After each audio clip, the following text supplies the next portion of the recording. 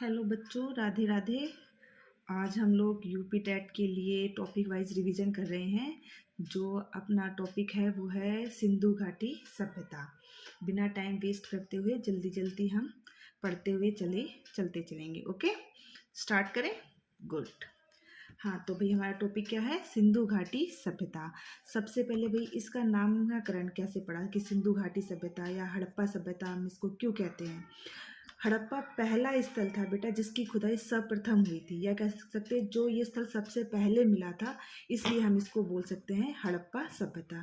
ये UP TET में आया हुआ क्वेश्चन है कि सिंधु सभ्यता की मॉडल साइट कौन सी है? हड़प्पा।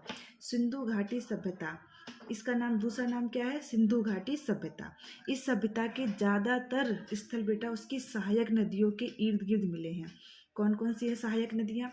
सतलज, रावी, व्यास, झेलम, चेनाब। ऐसे करके क्वेश्चन भी आ सकता है बेटा कि इसमें से कौन सी सहायक नदियाँ नहीं है। आपको 4 ऑप्शन दे देगा, फिर बताएगा कि कौन सी सहायक नदियाँ हैं, कौन सी सहायक नदी नहीं है। अगला है बेटा सरस्वती सभ्यता। सरस्वती सभ्यता क्यों कहते हैं? आज़ादी के बाद से ज़्यादातर स्थल सरस्वती नदी घाटी में मिले हैं। सरस्वती की पहचान किससे की गई है? आज के टाइम में उसको क्या बोलते हैं? घग्गर और हाकरा क्षेत्र से की गई है। सिंधु प्लस में इसकी 5 सहायक नदियाँ और सरस्वती, इसलिए इसको कितनी हो गई? 1 सिंधु हो गई, 5 सहायक नदियाँ और 1 सरस्वती, 7 नदियाँ हो गई। इसलिए इसको हम क्या बोलते हैं? सप्त सैंधव प्रदेश भी बोलते हैं। सिंधु घाटी सभ्यता का क्षेत्र कहाँ पे है बेटा? भारत में कहाँ पे स्थित है? उत्तर पश्चिम में स्थित है। इसका आकार कैसा है? त्रिभुजाकार है। इस सभ्यता को और क्या बोलते हैं बेटा? कांस्य सभ्यता भी बोलते हैं।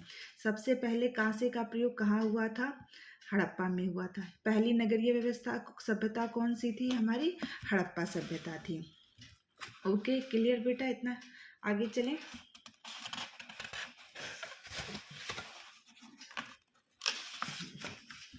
अब आता है कि भाई सिंधु घाटी की समकालीन, ऐसे कभी क्वेश्चन आ जाता है कि कौन सी सभ्यता समकालीन सभ्यता है, इसमें से कौन सी सभ्यता समकालीन नहीं है। वो 3 ऑप्शन दे देगा, सही एक गलत भी देगा।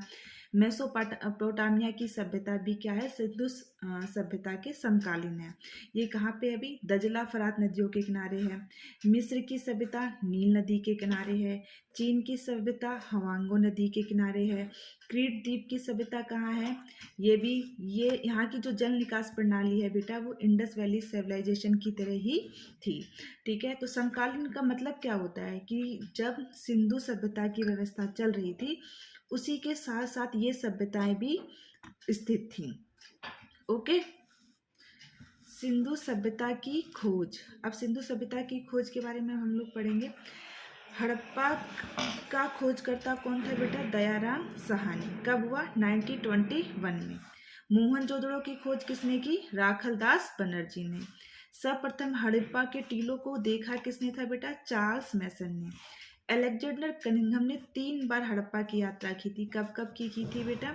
1853 में, 1856 में, 1873 में। दयाराम साहनी जॉन मार्शल के निर्देश पर हड़प्पा स्थल की खोज और वहां की खुदाई उन्होंने करवाई थी। हड़प्पा सभ्यता का विस्तार बेटा देख लो। हड़प्पा सभ्यता कहाँ कहाँ पे, ये तो आपको पता होना चाहिए इंडिया के मैप में अगर, या फिर कहाँ पे विश्व में। तो इस स्थल में हमें ये भारत में फैली हुई थी, पाकिस्तान में फैली हुई थी और अफगानिस्तान में मिली हुई है।